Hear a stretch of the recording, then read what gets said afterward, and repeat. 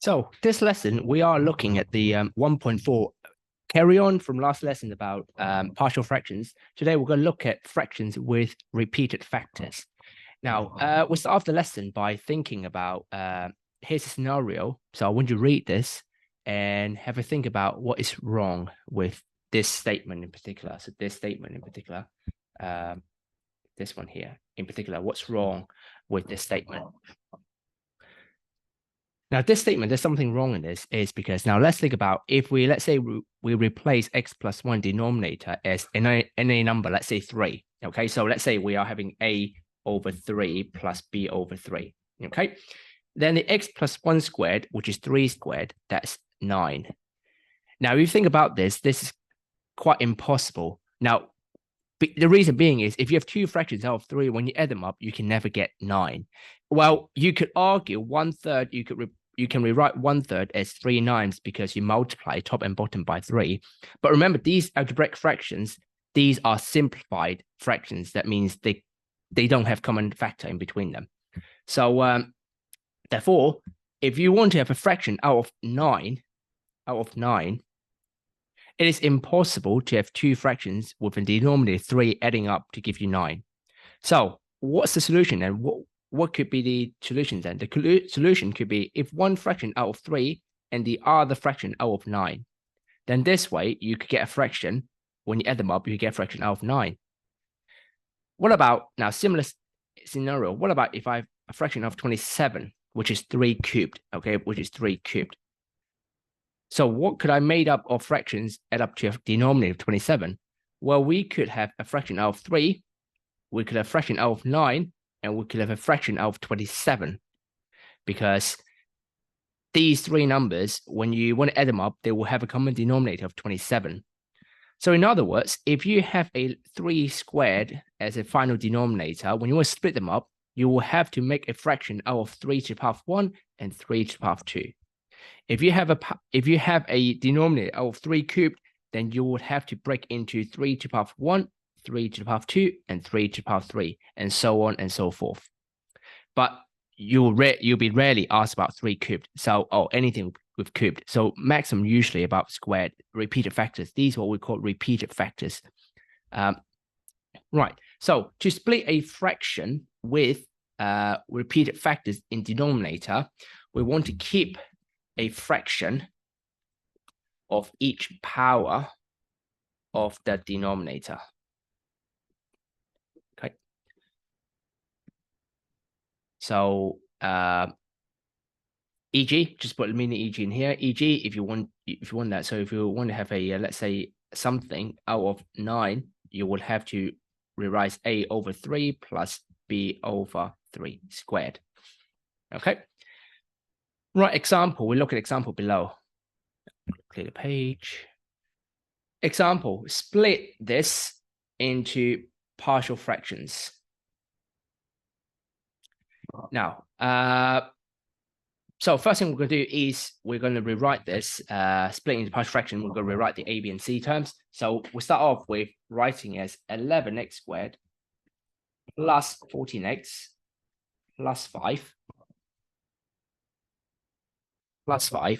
over x plus 1 squared 2x plus 1 is equivalent to, now we have a repeated factor in x plus 1 squared, therefore we have to make one with just the x plus 1 and make another one out of x plus 1 squared, and don't forget the 2x plus 1 on its own as well. So we will split into 3 fractions, right? Right, and then we can make a big fraction out of it. So it'll be 11x squared. If I keep the left-hand side the same, I'm not going to write left-hand side. On the right-hand side, if we keep all the same, now the common denominator should be the same as the left-hand side. So that will be x plus 1 squared and 2x plus 1. Silly mistake, student will try to multiply these three factors together. If you try to multiply them all together, x plus 1 times x plus 1 squared will become x plus 1 cubed. That will be different to the left-hand side. If it's different left-hand side, then you can't do the next step, which is equating the numerator. Okay, so just remember the partial fraction, the common denominator should be the same as a question. So if we compare the first fraction, x plus 1, I need to multiply a by another x plus 1 and a 2x plus 1. For b, I need to multiply that with just a 2x plus 1. And for c, I need to multiply with x plus 1 squared. Then my next step is to equate the numerator, because now my denominator are all the same. So equate numerator, so 11x squared plus 14x plus 5 equals to a x plus 1, 2x plus 1 plus b, 2x plus 1 plus c, x plus 1 squared. A quick tip for you. Once you get more familiar to this, you should be doing quite a lot of practice on these, because these are like learning addition, subtraction when you're in primary school. You have to do lots of them to imprint in your mind. And once you get them, it's quite hard to forget them. Once you're quite familiar with them, you should be jumping from this step all the way to this one straight away. Okay, so the intermediate step, you don't have to write out. Right, next one. Then hope you remember what to do next. We have to sub in the roots. So what are the roots? The roots are x plus 1, so x minus 1 and minus a half. Now, with 3 fractions, we'll need 3 roots, but we've not got 2. We'll deal with it later. So let's sub in the first one. When x equals minus 1. Now, please allow me to skip the silly calculation. Not silly. They're not silly because you need them to do your answer. But just make the video shorter. You can pause and have a go. But when x equals minus 1, you sub the left-hand side, you should get 2. When you sub minus 1 into here, you get minus 2a plus b times 0 plus c times 0. Am I right? Hang on a minute. When x equals minus 1, no, actually not quite. When x, I made a mistake. When x equals minus 1, the reason being I made a mistake is because with my notes, I actually put this one first, x plus 1 square first. Anyway, when x equals minus 1, this will go to 0. This will go to 0. So we've got minus 2b. And b equals to minus, not minus 2b, sorry. It'll just be minus b. So b equals minus 1, minus 2. So many mistakes, and I apologize for that. So b equals minus 2. Okay, so next one, when x equal minus a half, then you sub into left-hand side. 11 times a minus a half squared. When you put a minus a half into bracket and into square, make sure you put a bracket. And left-hand side, you get 3/4. And we put minus a half, that goes to 0. So the whole thing goes to 0. This goes to 0. So this one, minus a half plus 1 is a half. A half squared is a quarter. Now, what I did is dangerous, the mental maths. Don't do that in exam.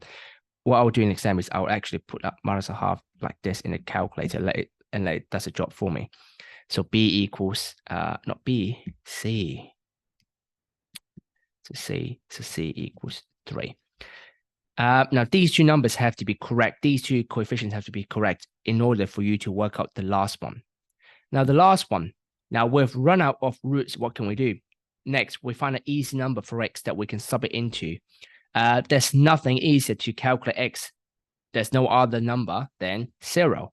So when x equals 0.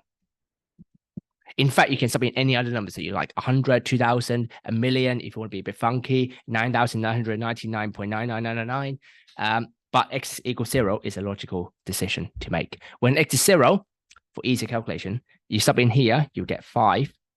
Now, but when you sub in 0, 0 plus 1 is 1. 2 times 0 plus 1 is 1. So it's a. When x is 0, 2 times 0 plus 1 is 1b. 0 plus 1 is 1. 1 squared is c. So that's why you need these two values of b and c correct for you to find the value of a. So 5 equals a plus b is minus 2 and c is 3. Minus 2 plus 3 is minus 5. That's incorrect. Minus 2 plus 3 is 1. So minus 1, 4 equals a. So a equals 4. Therefore, I can write my final answer. Very good habit to write your final answer. It will be, rewrite the whole thing, 14x plus 5 over x plus 1 squared, 2x plus 1 is equivalent to a, which is 4 over x plus 1 plus b. Now, b is minus 2, so I put a minus in here, 2 over x plus 1 squared, and c, which is 3 over 2x plus 1. All right. Let's move on. Next one. Exam practice. I think that's the that's the exam practice for you to get familiar with repeated roots. Right, so pause the video, have a go. When you're ready for the answer, you can press play. Right, so they have split out for you. So what you need to do, the next step is to equate the numerator. So I'm going to equate the numerator. I compared this denominator to that one. I see A needs to multiply another x minus 1 and 2x plus 1. For the B, I need to multiply with a 2x plus 1. And for the C, I need to multiply with a x minus 1 squared.